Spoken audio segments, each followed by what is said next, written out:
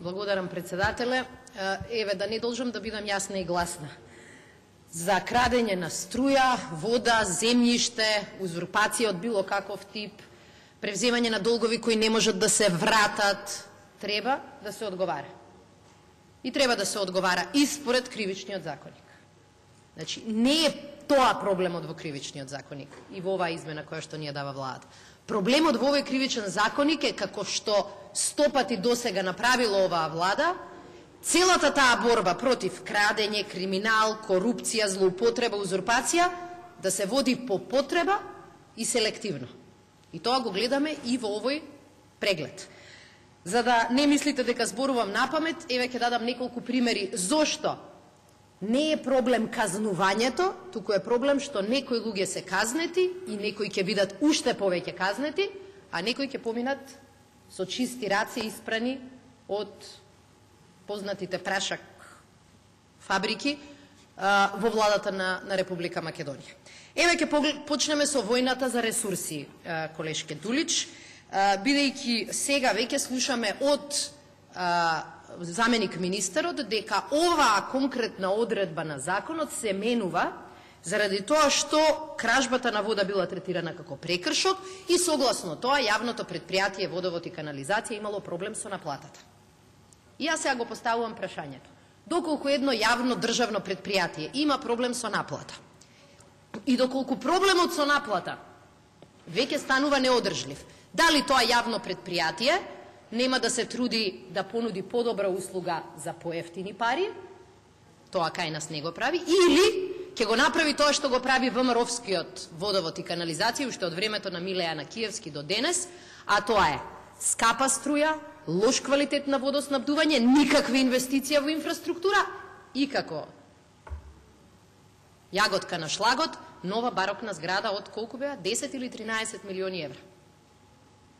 Колеги пратеници, денеска ќе ги кривично гониме сиромашните што немаат да ги платат сметките за струја, за да ВМРО-вското јавно претпријатие може да ја догради својата барокна зграда, бидејќи е во тешка була. И не е само тоа, за да може да ги плати и рекламите уште од времето на Миле Јанакиевски. За жал, проблемот кој што ни беше можеби во една клетка во 2005 година гледавме такво однесување во Водовод и канализација. Сега стана рак, метастазиран во сите ВМРО-вски органи на Република Македонија. И сега ќе видите дека Водовод и канализација е ситница. Ќе ги погледнете, например, на Биро за јавни набавки, набавките на градот Скопје. И ќе видите дека овој што нема пари да помогне Водовод и канализација да инвестира во инфраструктура, има пари на некоја фирма која конкурирала на тендерот била пријавена една фирма, се разбира, таа фирма била прифатена, и тендер на кој најголемиот акцент бил ставен на квалитетот, а не на цената. Сега, и за тој луксус, цената ќе ја платат тие што немаат пари да плаќаат вода и крадат вода. Тоа е проблемот во предлогот. За струјата да не зборувам.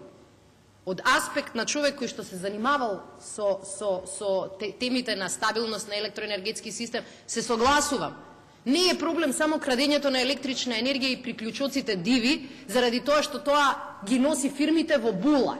Проблем е што во најголем дел од тие крадења ни се случуваат и човечки жртви. Тоа се прави нестручно, тоа се прави неквалитетно, страдаат луѓе и гинат заради тоа што се трудат некого диво да врзат на мрежата за електрична енергија.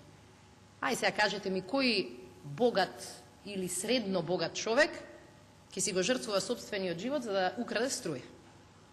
Јасно е дека тие тоа што го прават од немање пари. И ако 42% велат дека не можат да платат храна и сметки во тек на месецот, ни станува јасно дека ова овдека не се прави од бес, туку од немање. Јас и понатаму сметам, тој што троши струја мора да ја плаќа, сакале, не сакале, таква е ситуацијата. Меѓутоа, во секоја нормална држава, тој што нема да плати, не го оставаме да се снаоѓа како знае и умее, па после да заврши во затвор или во болница, туку државата, согласно програмите за справување со енергетска сиромаштија, му помага да ги плати сметките за струја. Кај нас таа програма постои само на хартија. И затоа до ден денеска дури и на пишаните прашања колку луѓе во Македонија ги користат тие поволности и тие можности, владата молчи. И затоа не сака закон. Затоа сака од добрата волја на некој министер, раководител, подсекретар и така натаму да зависи дали некое семејство ќе добие или нема да добие помош во плаќањето на сметки за струја. И сето тоа лека полека сите тие ветувања крахираат. И затоа бројот на диво приклучени на мрежа расте. Кој е единствениот лек кој го нуди владата? Не да ја зголеми помошта за енергетски сиромашните. Не да им ја подобри социјалната состојба. Не да им понуди пакет со кој ќе можат и храна и сметки да платат. Не. Сега ќе ги гониме кривично. И при тоа дури ќе чуеме образложение, ова се било побарање на институции. На институции, од кога приватни, па макар и акционерски предпријатија се институции во оваа држава. И зашто реагираме за некои предпријатија, а за некои други не реагираме? Тоа е таа селективност од која што почнав. Ке продолжам во ист правец. Јас се согласувам дека узурпирањето на туѓа недвижност, особено оние кои се прогласени за имот во општа употреба, добро под посебна заштита или културно наследство, природно богатство, дека треба, ако бидат злоупотребени и ако бидат променети, некој треба и кривично да одговара. Ве прашувам како одговараше до ден денеска Паско Кузман, кога дозволи со подпис куќи одредени согласно законот за културно наследство да бидат така нашминкани и преправени да никој не може да ги препознае дали е нов барок, стар барок или не знам друга епоха. Затоа во овој закон ништо. Продолжувам и понатаму со селективноста на законот. Заменик министерот вака спомна, ако вика постои проблем во праксата, треба да се предвиди дело за да тоа не ни се повторува и за да се испрати порака до можните сторители на кривично дело, тоа да не го прават понатаму. Како тогаш, господјо заменик министер, треба да реагираме, вие, ние, да го решиме проблемот кога владата на Република Македонија не плаќа сметки? Како е возможно во Македонија да го казниме со казна затвор од 1 до 3 години? Затвор до 3 години. Ако некој краде топлинска или електрична енергија, а ако владата не плаќа топлинска енергија во своите институции, тоа да не е казниво. Кажете ми како тоа да го решиме? Ако владата не плаќа топлинска енергија за своите институции, и ако тоа е една од причините, за тие тајни средби помеѓу Топлификација, МАК Петрол, представници на владата на која се договорија дека проблемот постои, ама за него ќе молчиме се до следната криза. Каде? Тоа ќе го санкционираме негдека во кривичниот законник. Инаку, ако веќе зборуваме за поредби и за компаративни искуства, тогаш ќе ви кажам следното. Има држави во Европа во кои кривично дело е, и министерот за финансии одговара кривично, доколку тој не законски ги прикажува состојбите во државата. Особено, доколку несоодветно го прикажува износот на државниот долг. Кривично дело е тоа. Зошто тоа го направија? За да не им се случи Грчка.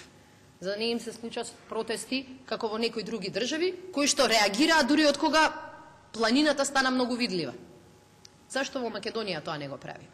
Или владата ќе продолжи и понатаму да не плаќа се додека не предвидиме дело во кривичниот законник. Ајде применете вашата логика на вашиот случај.